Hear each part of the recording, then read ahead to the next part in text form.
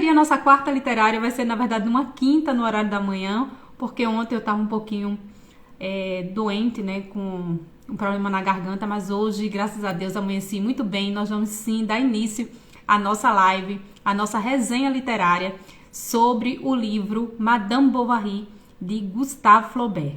Então, assim, posso adiantar para vocês que é um livro espetacular, que se você ainda não leu, seria muito bom que você conhecesse essa obra, uma história muito interessante que realmente prende a sua atenção. Mas se você já leu, vale a pena reler, só para vocês terem uma ideia de como esse livro é muito especial. Bom, se você está assistindo pelo Instagram, não esquece de curtir e de compartilhar. E se está assistindo pelo YouTube, eu peço que você ajude a aumentar a nossa comunidade de leitores proficientes, fazendo também o quê? Dando seu like, compartilhando e sempre acompanhando semanalmente os nossos vídeos, né, que acontecem com o objetivo realmente de fazer uma análise, um estudo sobre a literatura universal, né? Não tem... Olá, Loira! Seja bem-vinda. Então, a gente vai falar um pouquinho sobre Madame Bovary, né? Eu acho que todo mundo já deve ter ouvido falar um pouquinho sobre ela, ou tem uma ideia do que acontece nessa história, mas, de fato, é uma personagem que chama muita atenção e que tem uma complexidade na sua personalidade que é muito interessante. Olá, seja bem-vindo. Então, o que é que a gente vai fazer um pouquinho? Vou falar um pouco sobre Flaubert, né? Sobre como ele se colocou dentro desse universo literário, como ele se firmou como escritor. E a gente já pode entender que, de fato, Madame Bovary foi um dos livros dele que mais tiveram sucesso, que conseguiu vender mais. Já começou com uma grande polêmica, porque o Flaubert, ele foi, inclusive, processado porque o livro foi considerado como sendo um atentado aos valores morais da época, só para você ter uma ideia. E isso porque, claro, girava em torno de uma mulher casada que estaria cometendo um adultério. E não foi um só, né? Madame Bovary teve mais de um amante. E só por isso já causou um grande, vamos dizer assim, um grande burburinho na época. Imagina, a gente está falando do século XIX. O livro ele começou a ser escrito, vamos dizer assim, ainda em formato de folhetim em 1856, mas só foi publicado em 1857. Então, em pleno século XIX, as pessoas ainda eram muito conservadoras. Então, quando o escritor se propõe a colocar a sua personagem principal como uma mulher casada,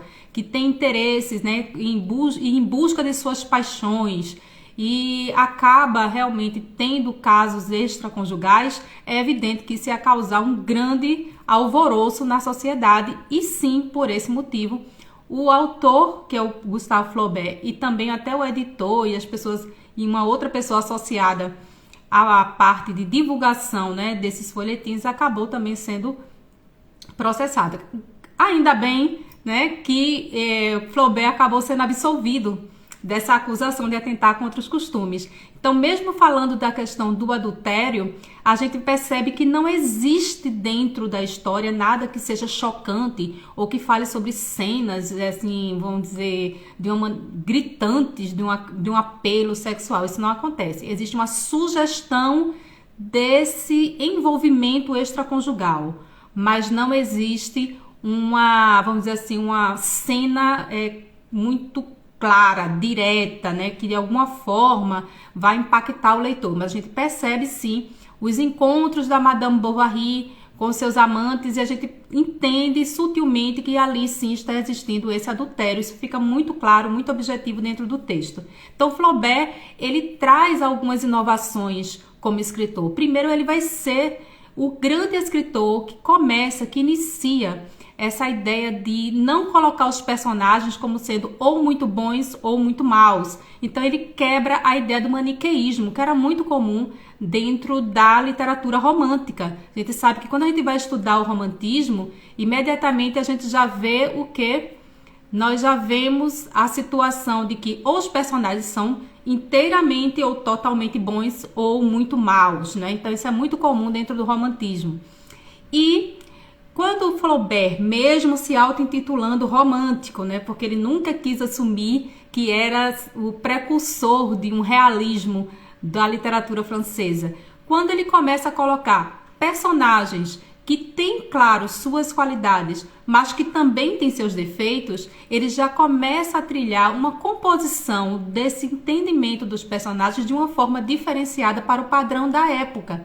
Então ele inaugura esse fim do só bom, só mal, e realmente começa a colocar esses personagens trabalhando a parte da psicologia deles, mostrando que as pessoas, ou personagem, né? Ou não seriam totalmente bons ou totalmente ruins. E isso a gente vai perceber dentro dessa história aqui que ele criou, que é a da Madame Bovary. O Charles Bovary, que é o marido. A gente vai percebendo algumas críticas que são colocadas em relação até à igreja, né? Então a gente vê alguns personagens incomodados com superstições. E a gente vai percebendo essa complexidade da própria natureza humana, que é espelhada aqui através da organização psicológica desses personagens.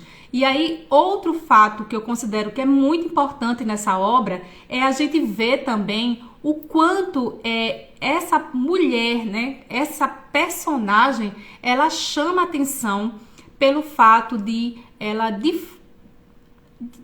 pensar muitas coisas ruins a respeito do marido, não suportá-lo por achá-lo medíocre, ou seja, por achar que é uma pessoa que não tem grandes ambições, mas ao mesmo tempo ela mantém uma postura muito voltada para a aparência. Então o marido sequer imaginava que passava tanta coisa, tanta infelicidade, tanta raiva, porque na verdade ela tinha era ódio de ter aquela vida. Ela queria ter uma vida na corte, ela queria viver no meio da riqueza. Inclusive ela considerava que só as pessoas afortunadas, as pessoas ricas é que realmente tinham direito à felicidade. E ela se via ali dentro da perspectiva dela, embora ela não fosse uma mulher miserável, mas ela acreditava que era miserável sim, porque ela não tinha acesso a essa vida de grandes movimentos, como em Paris, né, onde as mulheres viviam em grandes banquetes, desculpa, ou até mesmo em Rouen, que eram lugares onde eram as capitais. Então ela vivia uma vida de campo e ela realmente odiava tudo aquilo. Ela achava aquelas pessoas realmente muito abaixo do que ela poderia viver. Então, gente, sejam bem-vindos as pessoas que estão entrando agora aqui na live. Muito obrigada pela participação de vocês. Então, o que a gente vai observar mais em relação a essa história? Eu vou contar para vocês um pouco sobre a questão do fluxo da consciência. O que você consegue observar dentro do texto? Flaubert também coloca isso de uma maneira que é inaugural dentro da literatura. Ele é o primeiro escritor que começa a trabalhar essa questão do fluxo da consciência, da gente perceber o narrador, né, o discurso indireto do livro ali, o narrador interferindo dentro da narrativa, fazendo algum tipo de apreciação sobre os pensamentos ou comportamentos dos personagens. Dessa questão do fluxo da consciência, dos monólogos interiores, também são introduzidos na obra. E isso é muito importante, a gente, no momento em que a gente faz a leitura, observar isso. Mas vamos para o enredo, porque eu sei que essa parte aí é muito interessante. Eu não vou dizer o final da história, mas mesmo que você já saiba o final da história, é importante que você leia o livro, tenha essa experiência de ler e ficar curioso mesmo, porque a curiosidade é que vai fazendo a gente passar de capítulo a capítulo e ficar em busca de vamos dizer assim, um desfecho, né, para esses personagens que se movimentam dentro do texto. Então, eu vou falar um pouquinho sobre o livro. O livro já começa falando sobre Charles Bovary. Quem é Charles Bovary? Charles Bovary é o marido da Madame Bovary, que na verdade se chama Emma Bovary.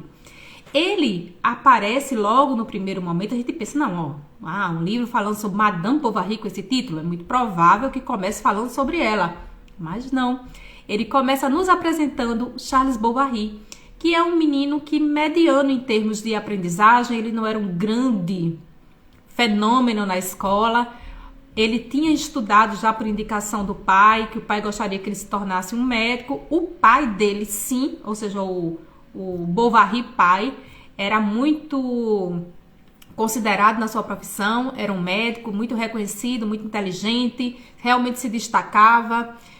mas o filho não tinha esse mesmo, vamos dizer assim, talento para os estudos. Então, o Charles Bovary, ele passava por muitos vexames, ele era meio que ridicularizado na escola, sofria bullying, e ele acabou se destacando, vamos dizer assim, de alguma forma, porque ele queria, na verdade, muito terminar, fazer o curso de medicina, mas percebendo que não ia conseguir, ele acabou se tornando uma pessoa que era um agente da saúde, mas que não era um médico em si. Então, depois ele não foi reprovado no primeiro exame, depois ele fez outras provas e acabou pelo menos conseguindo esse cargo.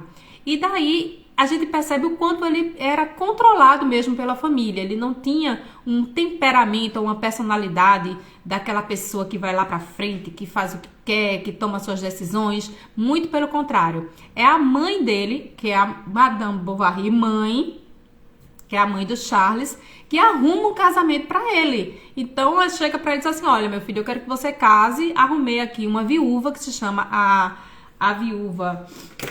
Até esqueci o nome dela agora. Como é? Dubuc, que é em francês, gente. Essa senhora Dubuc, que era uma mulher rica, tinha bastante dinheiro, mas que tinha enviuvado. E aí o que é que ela faz? Ela vai e faz um acordo ali. Olha, meu filho, você vai casar com essa mulher aqui tem um bom dote, então você casa com ela e tá tudo bem. E ele obedece, só pra vocês terem uma ideia. Ele nem conhecia essa Dubuc, ele foi lá, casou com ela, ficou com ela lá casado durante um tempo. Essa mulher, claro, que o amava profundamente, tinha ciúmes dele. Ele não, né? Ele estava casado ali só porque realmente era conveniente, como era muito comum na época as pessoas casarem por conveniência, por questão de dinheiro, né? Mas não por amor. E aí ele vai e casa com ela, com a Dubuc. E nesse meio termo aí, ele acaba indo atender um senhor, né,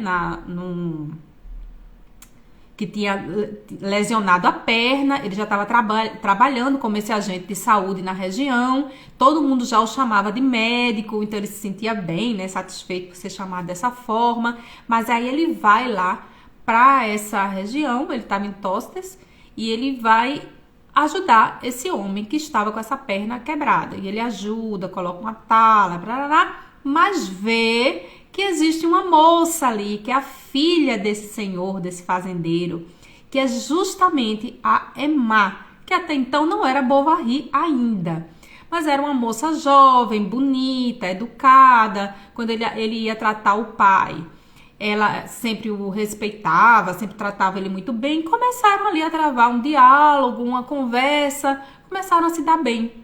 E aí ele começa a ficar interessado. Nossa, que moça bonita, que moça... Mas sabia que era casado, que, né, não seria fácil ter algum tipo de relação com ela. Nem ele pretendia realmente, mas estava encantado pela beleza, né, pela educação de Emma. E o que ele faz? Volta para casa, às vezes sempre tem uma desculpa para ir ver o paciente, mesmo que não houvesse necessidade, mas na verdade estava de olho na filha desse paciente. E a mulher dele, que é a Dubuc, já começa a ficar um pouco desconfiada. Então, já quando houve um atrito ali entre eles por causa dessas idas com frequência à fazenda para ver o tal paciente, ele acaba dizendo: olha, então eu não vou dar uma disfarçada, não vou mais lá não, porque minha esposa já tá achando estranho. Só que um tempo depois, não muito tempo depois, para falar a verdade, essa esposa dele tem um ataque de repente e morre. Olha o que acontece. Ela morre e ele fica viúvo. O que é que ocorre? Vai lá visitar nessa altura o fazendeiro já estava bom da perna, já estava tudo ok. E o fazendeiro vai dizer assim: olha, até que seria bom, né? Agora que ele tá viúvo, que ele pudesse ter alguma relação, quem sabe até casar com a minha filha. Já começa a amadurecer essa ideia.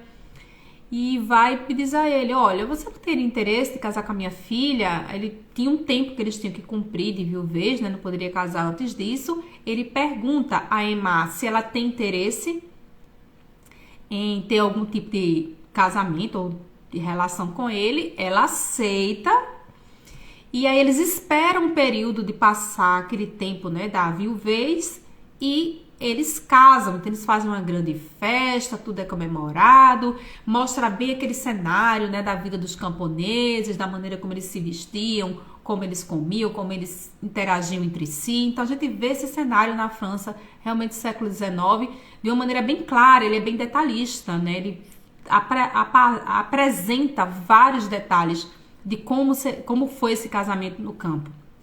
Bom, tudo feito, restou agora a Emma, que agora se tornou Bovary, e a casa que era da antiga senhora, né, que tinha falecido, que inclusive era até a casa dela, né, que passou a ser de Charles Bovary. Então eles vão lá morar.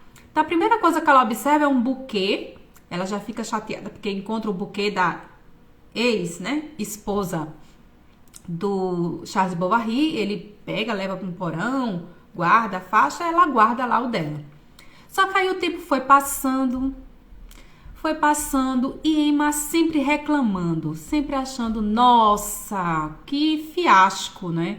Essa vida de casamento, essa coisa do mesmo jeito, monótona, sem graça, ociosa. Ela era uma grande leitora de romances, então ela pensava que ela iria viver um amor de princesa e de príncipe, né, com o marido. Ela achava que a vida era tal qual o que ela via nos livros que ela lia. E essa questão da leitura de Emma vai sendo colocada com muita frequência dentro do texto, que ela lia, mas de fato acreditava ou imaginava que a vida real poderia ser daquela forma. Então ela tinha grandes ilusões, e a gente vai ver aqui um paralelo muito grande entre o que é você ter uma expectativa e o que é você viver a realidade. Porque às vezes você tem grandes expectativas, mas quando a gente não coloca o pé no chão, a gente vê que a realidade pode se contrapor e muito a essas expectativas. E sim, ela começou a ficar desprezando, odiando aquela vida de casada, achando que aquilo era monótono, sem graça, sem grandes paixões. E ela começou a ficar muito perturbada com isso. Então, quando a mãe, que é a mãe Bovary, né, a mãe de Charles, ia visitar, ou seja, a sogra, elas já não se entendiam bem. Ela achava aquilo ali, que aquela mulher era uma grande camponesa, né? Então ela tinha um desprezo muito grande. E ela não suportava aquela vida que ela tinha. Então começou a ficar muito doente, a ficar muito isolada, meio que deprimida mesmo. E o marido, percebendo que ela não estava feliz, acabou cedendo aos seus encantos e dizendo, então vamos fazer o seguinte, eu vou procurar um lugar onde tenha mais gente, que seja um lugar melhor, para que a gente possa se mudar. E eu acredito que esses novos ares vão fazer com que você se sinta mais feliz. E assim, ele se muda. Ele sai de Tosses e vai para Yonville, um outro local. Então eles primeiro passam numa hospedaria, e é lá que Emma encontra pela primeira vez uma pessoa que ela se interessa sem ser o seu marido. Ela conhece Leon, que é um jovem que ela se identifica muito, porque ele fala como seria a vida nas cidades, fala sobre os romances que ele também lia. Então há uma identificação ali entre eles muito grande, e o marido sequer percebia que ela passava muito tempo conversando com esse Leon. Esse Leon era um rapaz que trabalhava como escrivão, e de tanto conversar com Emma, de tanto estar ali com ela, ele acabou se apaixonando por ela. Porém, logo adiante, que nesse primeiro momento eles não tiveram nenhuma relação. Era só uma coisa meio que no pensamento, meio idealizada, mas que não houve nenhuma ação real entre eles para que o adultério fosse efetivado. O adultério aconteceu no pensamento, mas não aconteceu de fato ainda, né? Nessa primeira fase. É importante salientar que quando ela chega nessa casa, ela já estava grávida. Ela, quando sai de Tostes e vai para Yonville, ela já estava grávida de Charles Bovary. E depois que ela tem a filha, e uma coisa que é muito importante, ela engravida e ela queria muito ter um filho. Veja o pensamento dela. Ela dizia, eu quero ter um filho porque um homem pode ser livre. E eu quero muito que seja livre mesmo. Eu tendo um filho livre, eu quero que seja homem, pelo menos ter essa felicidade na minha vida e não ser tão humilhada, porque uma mulher sempre é presa, sempre que tem que ficar vamos dizer assim, subserviente às leis, subserviente ao desejo dos outros. Então ela tem essa revolta dentro dela. O que acontece quando nasce, ao invés de ser um menino, é uma menina? Então imagine como ela ficou odiando essa situação. Essa aqui é a verdade. A personalidade de Emma não é muito fácil também não, viu, gente? Então ela se revolta, assim, ela não gostou pelo fato da filha da menina, do filho, né, do bebê ter sido uma menina. E aí ela já meio que desprezou. Para vocês terem uma ideia, ela deu logo a filha para uma ama de leite, que era uma mulher bem humilde. A menina foi criada por essa mulher durante até um ano, numa aldeia, em condições que, descritas pelo livro, eram condições miseráveis, e ela só ia visitar essa filha. Vocês já terem uma ideia. Então ela ia lá, visitava, balançava um pouquinho no colo, e muitas vezes até acompanhada pelo Leão. Depois entregava para a mulher ficava pedindo café, pedindo não sei o que, eram pessoas realmente muito pobres. E aí ela ficava dando algumas coisas, café, dava alguma moedinha, alguma coisinha para ficar cuidando da menina. Quando a menina fez 1 ano, é que veio morar com ela e o marido na casa dela. Então, daí já se tem uma ideia, né, de como ela reagia em relação às coisas. E no meio disso tudo, teve até uma parte assim que é muito horrorosa, né, que a menina vê, ela tá com raiva, né, porque vive essa vida que ela não queria viver, ter essas paixões que ela não conseguia ter, e a menina corre assim, quando já tava morando com ela, né, corre para abraçar as pernas dela, ela joga a menina corta a bochecha, ela fica com raiva, sai daqui, e assim, acaba agredindo a menina. E aí o marido chega, cuida, e depois ela fica olhando a menina no berço, dizendo, eu exagerei. Ah, mas foi não, daqui a pouco já tava olhando pra menina, achando que a menina era feia. Então, daí você já tira como é que era essa cabeça da Emma Bovary. Daí, gente, o que ocorre? O Leão acaba indo viajar, ele vai viver na cidade. Ela fica triste, muito triste por causa disso, porque era a pessoa que ela achou que deveria ter dado um passo a mais à frente para que ele entendesse que ela tem interesse nele, e acaba se arrependendo de não ter tido um caso, né, oficial mesmo com ele. Mas ele vai embora. Nesse meio termo, ela acaba conhecendo um tal de Rodolphe Boulangerie, que é um homem muito mais velho que o Leon. É um homem de 38 anos, um homem já mais amadurecido, que olha para ela e diz, nossa, como é que essa mulher aí, com esses modos tão finos, né, tão bonita, tá casada com esse homem tão rude como esse Charles? Já começa a pensar isso. E ele diz, essa mulher vai ser minha, vou arrumar um jeito e essa mulher vai sim se colocar aos meus pés. Então ele já arquiteta ali uma forma de encontrá-la em algum lugar e arrumar um jeito de conversar ali, jogar um papinho na Emma Bovary para ver se ela cai na conversa dele. E de fato cai, porque eles se encontram, tem um grande evento para os camponeses, ela participa disso e dentro dessa participação ela acaba cedendo aos encantos dele. O marido Charles, sem entender nada, acaba até meio que ajudando a isso acontecer, porque ele vai fazer uma visita a Emma. E no meio da visita, o marido diz, mas ela tá tão assim adoecida, problema nos nervos, ela tá tão mal. Aí o espertão do Boulangerie diz o seguinte, olha, é o seguinte, eu acho que é melhor ela andar a cavalo, ela vai se distrair mais. Aí ele, mas eu não tenho tempo, mas eu posso fazer isso pro senhor. Aí ele diz, então tá bom, você faria isso por mim? E ela diz no primeiro momento que não quer participar. Mas aí ele vai e diz o seguinte, por que você não aceita, não tá vendo aí o Rodolphe, né, que sendo tão bom, lhe oferecendo, ele tem até o cavalo para que você vá. Ela acaba aceitando. E é nessa história tá andando a cavalo que eles acabam tendo um caso. Ela tenta fugir um pouquinho, faz um docinho, mas acaba tendo um caso com ele lá no meio do mato, lá da floresta, do campo onde eles vão viajar. Então ela inicialmente fica até com um pouco de culpa, mas acaba rápido, viu? Ela fica tão fissurada, tão apaixonada por esse Rodolphe, que ela começa até a comprar coisas para ele. Ele começa até a se incomodar com o fato dela ficar o tempo todo atrás dele e pensa até fugir com ele. né? Então a gente vai vendo que ela entra nessa paranoia, mas ao mesmo tempo é interessante o quanto, em muitas passagens, a gente vê que para ela era melhor até pensar, imaginar o que seria esse encontro, do que propriamente viver um encontro. Ela tinha essas coisas na cabeça, né?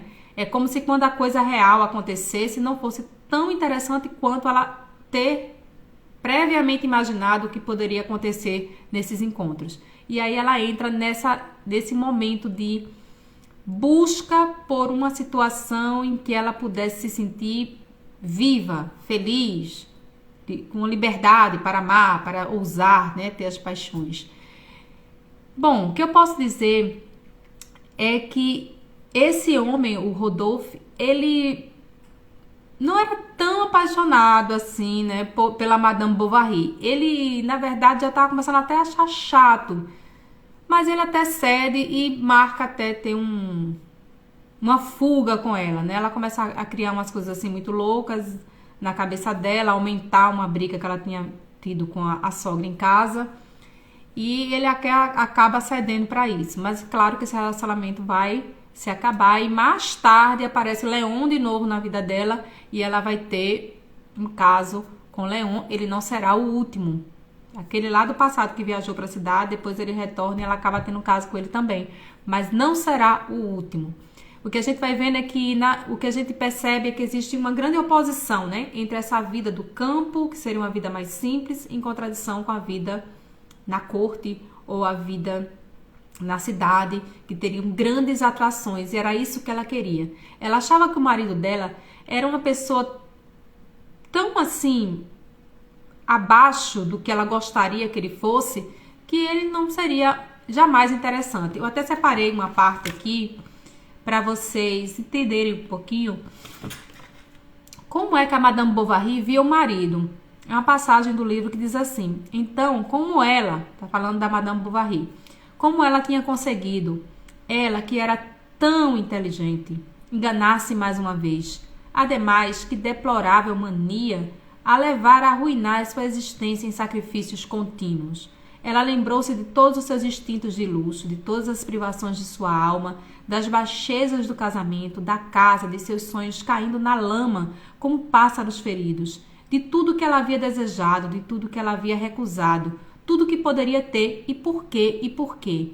Isso, gente, porque nesse período aqui, quando é colocado isso aqui no livro, ela percebe que o Rodolphe, né, não estava mais se encontrando com ela na frequência que ela queria, ou fazendo por ela as coisas que ela queria. Então ela começa a achar que de repente talvez fosse melhor amar o marido, tentar amar o marido. Mas aí, porque o marido faz uma cirurgia no pé de um rapaz, de Hippolyte, e não dá certo, então ela já começa a ter nojo, ter raiva dele, ter desprezo por ele. Por isso que ela coloca, então como é que ela teria conseguido tentar amar uma pessoa, ela que seria, né, uma pessoa não, amar o Charles, já que ela seria uma pessoa tão inteligente. Então ela realmente se colocava acima dele, né? Achava que ele era uma pessoa que, por não ter ambição, por não ter o espírito, vamos dizer assim, aventureiro, de ir em busca de riquezas ou de outras coisas, estaria abaixo daquilo, da expectativa dela. E uma outra questão que eu acho importante é que nesse caso que ela teve com o Rodolphe, ela fazia coisas assim, sabe, deslumbramentos, dizia que amava um homem, que não poderia viver sem ele, que ele era a vida dela, que quando fosse meia-noite ele tinha que ficar pensando nela. Se ele dissesse que não tinha pensado, ela já achava que aquilo ali era um horror. Então ela era muito pegajosa, e o Rodolphe não estava curtindo muito isso, porque achava que isso era tão comum às amantes que ele já teria tido na vida dele, que aquilo ali já estava se tornando chato, né? Para ele, ela só era mais uma dentro da história dele. Então, só vou revisar aqui algumas questões que eu acho que são bem importantes para que a gente aqui tenha uma ideia bem interessante aqui. Deixa eu só dar uma olhada, eu acho que eu falei. Maniqueísmo, eu já falei. Bom, e sim, eu quero falar só um pouquinho aqui sobre essa questão da ociosidade, né? Da questão do tédio da Madame Bovary. Como ela vive um eterno tédio. Então, se você for ler esse livro, você vai perceber o quanto é ocioso, quanto é um tédio ter a vida que ela tem. E ela chega até as últimas consequências dentro dessa infelicidade, desse não se ver como algo importante. Então, assim, o que a gente vai vendo? Que ela vai cada vez mais se enrolando dentro dessa mente dela, que não se conforma, né? E não é questão só de se conformar, ela não consegue ser grata ou ser feliz ou valorizar as coisas que ela tem. Ela sempre acha que poderia viver mais e ter melhor. Ela realmente queria ser essa personagem que ela via nos livros, né, que tinham esses grandes sobressaltos e vidas com grandes paixões, e ela procurava isso o tempo todo, mas nunca se via como uma pessoa satisfeita. Então, eu não vou dar spoiler aqui para que vocês não saibam, tenham esse interesse de ler o livro, mas é importante considerar que vai ter um final um tanto surpreendente aqui para o leitor, as consequências que ela vai ter justamente para não conseguir se ajustar. Bom, em defesa da Emma Bovary, concordo, né, que as mulheres deveriam já desde essa época ter liberdade para fazer suas escolhas. Porém, a gente precisa entender que ela se casou com Charles Bovary por vontade, né? Ela foi inclusive até perguntada se queria casar com ele ou não, mas parece que nunca era suficiente para ela. Ela nunca se sentia satisfeita. Então, gente, o que é que eu posso dizer para vocês aqui sobre esse romance, só pra gente já ir finalizando? É o seguinte, o romance, se a gente for fazer uma comparação com, por exemplo, Ana Karenina, de Tolstói, a gente vê que são mulheres também que não suportam o meio em que vivem, mas só que Ana Karenina já vivia num lugar, era uma mulher muito rica, né, diferente de Emma Bovary. Ela tinha um amante que a amava e venerava, coisa que Emma não conseguiu, né? Ela não conseguiu ter, vamos dizer assim, essa sorte no amor.